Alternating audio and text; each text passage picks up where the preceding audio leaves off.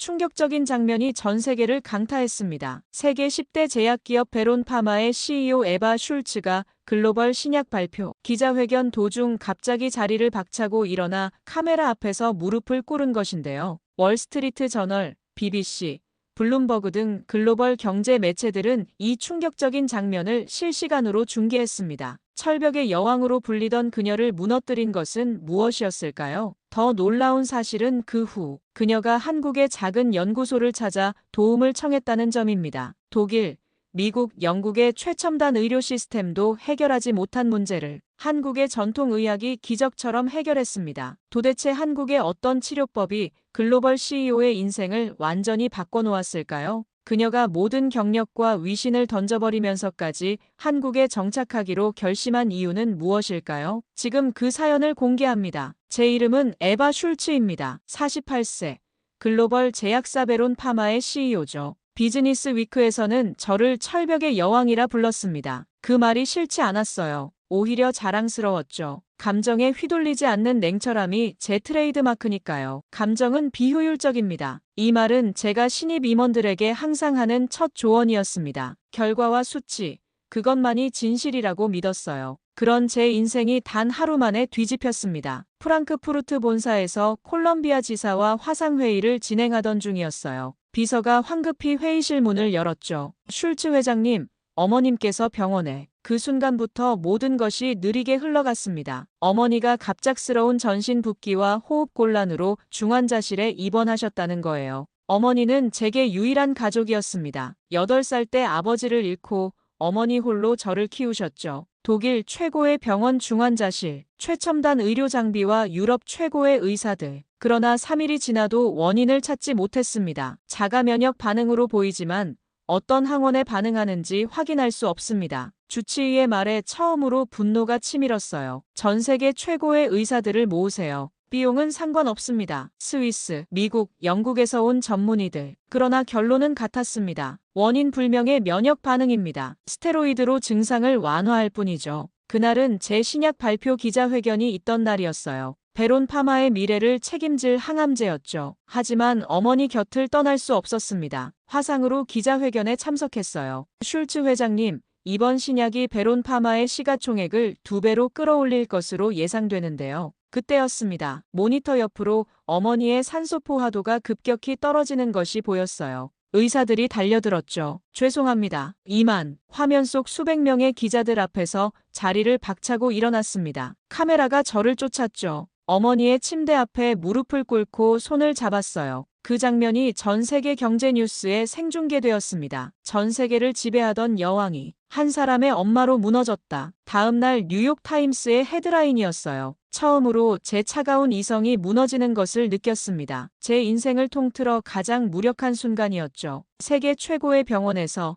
무한한 자금력을 가진 제약회사 CEO인 제가 저의 어머니조차 지킬 수 없다니 저는 그렇게 무너졌습니다. 병원 근처 호텔에서 머물며 원격으로 회사를 운영했습니다. 어머니의 상태는 나아지지 않았어요. 매일 아침 연구팀의 보고서를 검토했죠. 그리고 열흘째 되는 날 눈에 띄는 파일 하나를 발견했습니다. 제목은 단 2단어였어요. 시기치료. 시기, 때를 의미하나? 보고서는 비공식 경로로 전달된 것이었습니다. 출처는 한국, 어떤 개인 연구소에서 온 자료였죠. 첫 페이지를 넘기자 생소한 그래프가 눈에 들어왔어요. 특정 곡물과 약초의 시간대별 적용이 면역 체계에 미치는 영향을 보여주는 데이터였습니다. 한국, 솔직히 편견이 있었습니다. 의학하면 독일, 미국, 영국을 떠올렸죠. 하지만 논문에 실린 임상 그래프는 예사롭지 않았어요. 특히 면역 과민 반응 환자들의 호전도가 놀라웠습니다. 연구팀 책임자에게 전화를 걸었어요. 이 자료는 어디서 온 거죠? 회장님, 공식 채널은 아닙니다. 서울대 출신의 연구원이 비공식적으로 건네준 자료예요. 정식 출판되지 않은 연구입니다. 그럼 왜 내게 보여준 거죠? 증상이. 회장님, 어머님과 유사한 케이스가 있어서요. 심장이 빠르게 뛰기 시작했습니다. 그래프를 다시 살펴봤어요. 전형적인 서양 의학의 접근법과는 완전히 달랐죠. 약물이 아닌 음식, 시간, 그리고 이상하게도 마음 상태가 변수로 들어가 있었습니다. 비서에게 전화했어요. 서울행 비행기를 예약해줘요. 오늘 저녁에 떠날 수 있는 걸로. 회장님, 내일 이사회가 있습니다. 그리고 FDA 심사건도 전부 취소해주세요. 이건 사적인 일입니다. 결정은 이미 내려졌습니다. 어머니의 상태를 주치의에게 설명하고 48시간 안에 돌아오겠다고 약속했어요. 이제 와서 체면이고 뭐고 없었습니다. 어머니를 살릴 방법이 있다면 지구 반대편이라도 가야 했죠. 비행기 안에서 그 보고서를 수십 번 읽었습니다. 정현우 한방면역연구소. 이름조차 생소했죠. 구글에서 검색해봤지만 정보가 거의 없었어요. 공식 웹사이트도 없었습니다. 단지 서울 강북구의 작은 건물 주소만 나왔죠. 엄마를 살릴 수 있다면 어디든 간다. 비행기 창문 너머로 어둠이 깔린 하늘을 바라보며 생각했습니다. 제 인생에서 가장 비이성적인 결정이었어요. 하지만 그 순간 저는 CEO가 아닌 딸이었습니다. 인천공항에 도착한 건 이른 아침이었습니다. 통역사를 고용해 바로 강북구로 향했어요. 서울의 첫인상은 의외였습니다. 깨끗하고 현대적인 도시였죠. 그러나 우리가 도착한 곳은 달랐어요. 오래된 빌딩, 삐걱거리는 엘리베이터, 5층에 내리자 작은 간판이 보였습니다. 정현우 한방면역연구소. 통역사가 문을 두드렸어요. 기대와 달리 백색 가운을 입은 의사가 아닌 청바지에 운동화를 신은 한 남자가 나왔습니다. 50대 초반으로 보이는 그는 단정했지만 의사라기보다 평범한 아저씨 같았어요. 안녕하세요. 무엇을 도와드릴까요? 통역사가 제 방문 목적을 설명했습니다. 그의 눈빛이 변했어요. 저를 자세히 살펴보더니 안으로 들어오라고 했죠. 연구소 내부는 의외로 깨끗했습니다. 하지만 최첨단 의료 장비 대신 한약 냄새와 말린 약초들이 가득했어요. 그리고 놀랍게도 최신 현미경과 분석 장비도 있었습니다. 슐츠 박사님, 저는 정현우입니다. 그가 유창한 영어로 말했어요. 통역이 필요 없었죠. 보고서를 보셨군요. 어머님의 상태가 어떠신가요? 어머니의 의료 기록을 건넸습니다. 정현우 박사는 꼼꼼히 살펴봤어요. 그리고 컴퓨터로 몇 가지를 확인한 후 의외의 말을 했습니다. 우리는 몸보다 마음을 먼저 진단합니다. 순간 화가 치밀었어요. 농담인가요? 여기 환자 목숨이 달렸습니다. 어머니는 지금 호흡곤란으로 산소호흡기에 의존하고 있어요. 정현우 박사는 침착하게 대답했습니다. 슐츠 박사님, 인체는 단순한 기계가 아닙니다. 특히 자가면역 질환은 마음의 상태와 깊이 연결되어 있어요. 어머님과 당신의 관계는 어떠신가요? 불쾌했습니다. 이것이 과학적 접근법인가? 서양의 최첨단 병원에서도 찾지 못한 원인을 이런 질문으로 찾을 수 있다고. 저는 해답을 찾으러 왔습니다. 심리 상담을 받으러 온 게 아니에요. 하지만 정현우 박사는 물러서지 않았어요. 어머님이 병원에 입원하기 전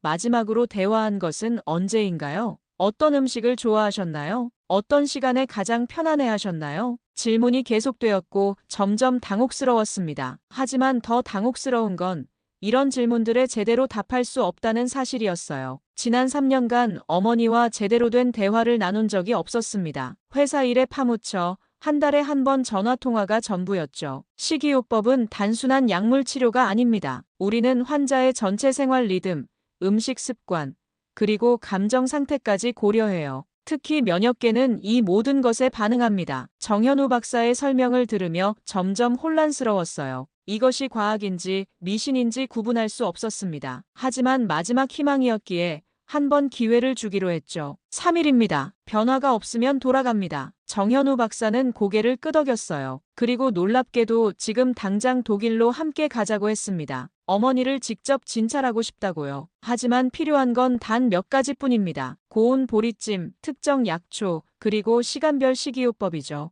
24시간 후 우리는 프랑크푸르트 병원에 도착했습니다. 주치의들은 정현우 박사의 방법에 회의적이었어요. 하지만 제 권한으로 진행을 허락했죠. 첫째 날, 정현우 박사는 특별히 준비한 보리찜을 어머니의 복부에 올려놓았습니다. 온도는 정확히 42도, 시간은 아침 7시부터 30분간이었죠. 그리고 특정 약초로 만든 차를 조금씩 마시게 했어요. 이게 무슨 효과가 있나요? 슐츠 박사님, 면역계는 하루 중 시간에 따라 다르게 반응합니다. 아침 시간의 보리찜은 위장관과 면역세포의 소통을 도와요. 이것은 1000년 전부터 내려온 방법이지만 최근에서야 과학적으로 증명되고 있죠. 저는 모든 과정을 기록했습니다. 사실 내심 비웃고 있었어요. 사이비 치료라고 생각했죠. 하지만 어머니의 상태에 미세한 변화가 보이기 시작했습니다. 산소 포화도가 조금씩 올라가고 부종이 미세하게 줄어들었어요. 둘째 날, 정현우 박사는 특별한 약초침을 놓았습니다. 피부에 닿기만 하는 비침습적 방식이었어요. 그리고 곡물 위주의 특별 식단을 시작했죠. 곡물의 발효 상태와 조리 온도가 핵심입니다. 특히 한국의 전통 발효 방식은 장내 미생물과 면역 체계에 직접적인 영향을 줘요. 과학자로서 이해할 수 없는 이야기였지만 수치는 거짓말하지 않았습니다. 어머니의 염증 수치가 서서히 감소하고 있었어요. 셋째 날 아침, 간호사가 놀란 표정으로 병실에서 뛰쳐나왔습니다. 슐츠 박사님, 어머님이 깨어나셨어요. 그리고 8시간 연속으로 깨어 계세요. 달려가 보니 어머니가 창밖을 바라보고 계셨습니다. 3주 만에 처음으로 의식이 또렷했어요. 에바, 어머니가 저를 불렀습니다. CEO도 박사도 아닌 그저 딸의 이름으로 말이에요. 그 순간 무언가 무너져 내리는 느낌이 들었어요. 저도 모르게 눈물이 흘렀습니다. 엄마가 나를 처음으로 에바라고 불렀어. 정현우 박사가 조용히 병실을 나갔습니다. 그는 이미 알고 있었던 것 같았어요. 숫자와 데이터로는 설명할 수 없는 무언가가 일어나고 있다는 것을요. 넷째 날, 어머니의 상태는 더 좋아졌습니다. 부종이 눈에 띄게 줄었고 산소호흡기도 필요 없게 되었어요. 의사들은 놀라워했습니다. 정현우 박사의 치료법은 계속되었죠. 이제 리듬이 중요합니다. 슐츠 박사님, 어머님의 일상 리듬을 알려주세요. 당황스러웠습니다. 저는 어머니의 일상을 거의 알지 못했어요. 어머니가 무엇을 좋아하는지, 어떤 습관이 있는지, 제가 너무 바빠서 관심을 두지 않았던 것들이었죠. 모르겠어요. 전 어머니에 대해 아는 게 별로 없습니다. 처음으로 제 무지를 인정했어요. 가장 가까운 사람인데도 저는 어머니의 삶을 전혀 이해하지 못하고 있었습니다. 정현우 박사는 쓴웃음을 지었어요. 그래서 우리가 여기 있는 겁니다. 어머님의 몸뿐만 아니라 관계도 치유해야 해요. 그날부터 저는 어머니와 대화하기 시작했습니다. 진짜 대화를요. 어머니가 좋아하는 음악, 음식, 책, 어머니의 꿈과 후회, 그리고 제가 몰랐던 수많은 이야기들을 들었어요. 5째 날, 병원에 CCTV를 설치해달라고 요청했습니다. 24시간 어머니의 상태를 확인하고 싶었어요. 그리고 그날 오후 놀라운 장면을 목격했습니다. 어머니가 창밖을 바라보며 콧노래를 부르고 계셨어요. 30년 전 제가 어릴 때 자주 부르던 독일 자장가였습니다. 그 순간 가슴이 무너져 내렸어요. 제가 잊고 있던 기억, 어머니와의 따뜻한 순간들이 물밀듯이 밀려왔습니다. 정현우 박사의 연구실로 달려갔어요. 목이 메어 말이 나오지 않았습니다. 왜 하필 한국에서 이 기적이 일어나야 했죠? 우리 같은 선진국이 아니라 말을 끝맺지 못했어요. 정현우 박사는 조용히 대답했습니다. 여긴 기적이 아니라 오래된 마음이 있는 곳입니다. 그의 말을 이해하기 시작했어요. 6째 날, 어머니는 처음으로 병실 밖으로 나왔습니다. 휠체어에 앉아 병원 정원을 산책했어요. 햇빛을 받으며 어머니는 미소 지었습니다. 그 미소가 제 인생에서 본 가장 아름다운 광경이었어요. 엄마, 미안해요. 제가 너무 바빴어요. 그리고 감사합니다, 정 박사님. 처음으로 진심 어린 감사를 표현했습니다. 정현우 박사는 고개를 끄덕였어요. 그의 눈빛에서 따뜻함을 느꼈습니다. 숫자와 통계에는 없는 변화. 그것이 바로 치유였어요. 7째 날 아침, 병원 앞에 기자들이 몰려 있었습니다. 누군가 정보를 흘린 모양이었어요. 글로벌 제약사 CEO, 한국 전통의학에 의지하다라는 헤드라인이 전 세계 뉴스를 타고 있었습니다. 정현우 박사는 당황한 기색이 역력했어요. 이런 관심은 원하지 않았습니다. 저는 단지 말을 마치지 못한 채 기자들의 질문 세례가 쏟아졌습니다. 슐츠 회장님, 왜 한국의 전통의학을 선택하셨나요? 이 치료법을 귀사의 연구개발에 도입할 계획이 있습니까? 정현우 박사는 어떤 인물인가요? 병원은 순식간에 북새통이 되었습니다. 병원 관계자, 정부 인사들까지 나타났어요. 갑작스러운 관심이 정현우 박사를 불편하게 만드는 것 같았습니다. 그는 조용히 연구하던 사람이었으니까요. 제가 나서서 기자회견을 열기로 했습니다. 병원 로비에서 짧게 말이죠. 저는 처음에 의심했습니다. 하지만 결과는 명백했어요. 어머니는 회복 중입니다. 그리고 이것은 약물이나 수술이 아닌 전인적 접근법 덕분이었죠. 기자들의 질문이 계속되었습니다. 이 치료를 회사에 도입할 겁니까? 잠시 생각했어요. 그리고 마음에서 우러나오는 말을 했습니다. 정확히는 한국의 진심을 수입하려 합니다. 그 말이 다음날 모든 신문의 헤드라인을 장식했습니다. 독일 본사에서는 발칵 뒤집혔어요. 임원들로부터 쏟아지는 전화와 이메일. 그들은 제가 미쳤다고 생각했죠. 정현우 박사는 이 모든 소동에서 벗어나고 싶어 했습니다. 그는 명성이나 돈에 관심이 없었어요. 오직 환자의 회복만을 바라는 사람이었죠. 슐츠 박사님, 환자가 회복되면 저는 다시 서울로 돌아갑니다. 제 연구를 계속해야 하니까요. 하지만 저는 결심했습니다. 이 방법을 세상에 알려야 했어요. 너무 많은 사람들이 제 어머니처럼 고통받고 있으니까요. 그리고 서양 의학의 한계를 인정하는 것도 필요했습니다. 정 박사님, 당신의 연구를 전 세계에 알리고 싶어요. 이건 단순한 치료법이 아니라 새로운 패러다임이에요. 정현우 박사는 조용히 대답했습니다. 이것은 새로운 것이 아닙니다. 오히려 아주 오래된 지혜죠. 다만 우리가 잊고 있었을 뿐입니다. 그의 말에 깊은 통찰이 있었습니다. 우리가 진보라 믿으며 잃어버린 것들이 얼마나 많았을까요? 다음 날 긴급 화상 이사회가 소집되었습니다. 본사 이사진들의 얼굴은 분노로 가득했어요. 에바, 대체 무슨 짓을 한 거야? 제약회사 CEO가 검증되지 않은 전통요법을 공개적으로 지지해 회사 주가가 6% 하락했어. 투자자들은 당신이 미쳤다고 생각해. 전통요법을 받아들이다니 미친 짓이야. 우리는 과학기업이라고 냉정하게 대응했습니다. 수치와 자료를 보여주며 어머니의 회복 과정을 설명했어요. 하지만 그들은 듣지 않았습니다. 48시간 내로 공식 사과문을 발표하고 이 한국 의사와의 모든 연결을 끊으세요. 그렇지 않으면 해임 절차를 밟겠습니다.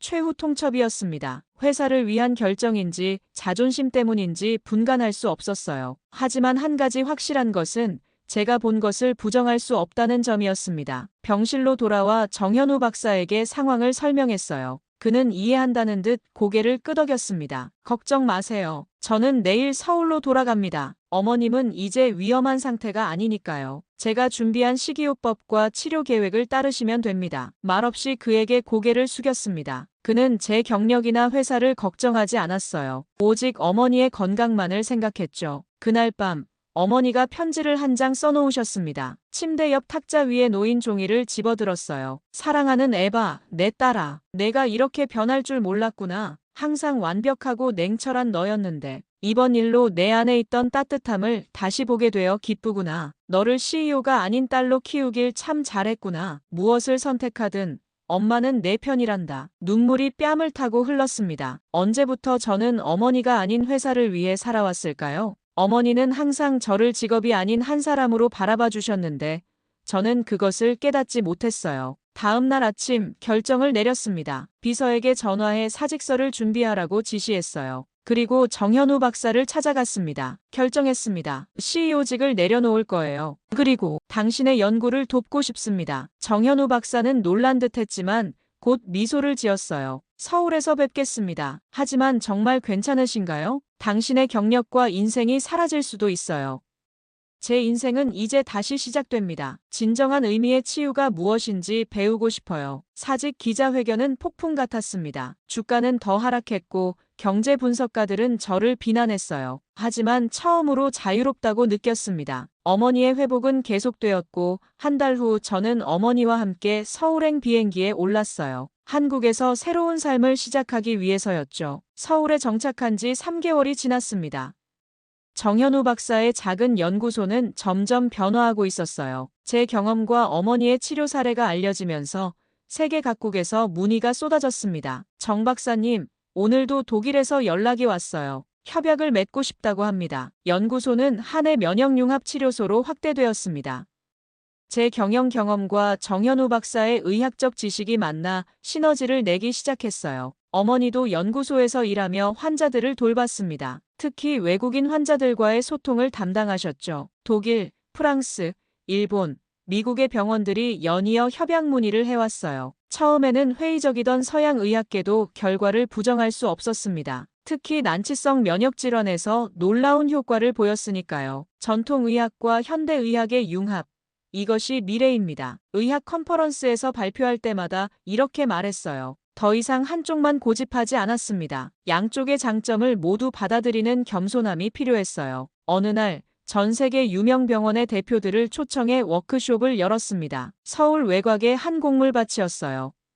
정현우 박사가 직접 약재로 사용할 곡물을 재배하는 곳이었죠. 이곳에서 모든 것이 시작됩니다. 흙에서부터 치유가 시작돼요. 참석자들은 의아해했지만 점차 이해하기 시작했습니다. 약이 아닌 음식으로, 수술이 아닌 시간과 리듬으로 치유하는 방법. 그것은 혁명적이면서도 아주 오래된 지혜였어요. 워크숍이 끝나고 정현우 박사와 저는 곡물밭 가장자리에 나란히 섰습니다. 저녁 노을이 지고 있었어요. 1년 전 제가 처음 왔을 때를 기억하세요? 얼마나 오만했었는지. 정현우 박사는 미소 지었습니다. 변화는 누구에게나 있습니다. 중요한 건 그것을 받아들일 용기죠. 바람이 불어왔습니다. 곡식들이 춤을 추는 것 같았어요. 그 순간 가슴 깊은 곳에서 평화가 느껴졌습니다. 이 조용한 땅이 내 인생을 살렸어요. 어머니가 멀리서 손을 흔들며 다가왔습니다. 건강을 완전히 되찾은 어머니의 모습이 눈부셨어요. 우리 셋은 함께 연구소로 돌아갔습니다. 다음 날도 새로운 환자들이 기다리고 있었으니까요. 세계 곳곳에서 치유의 씨앗이 뿌려지고 있었습니다. 독일의 큰 병원에서는 식이치료센터가 생겼고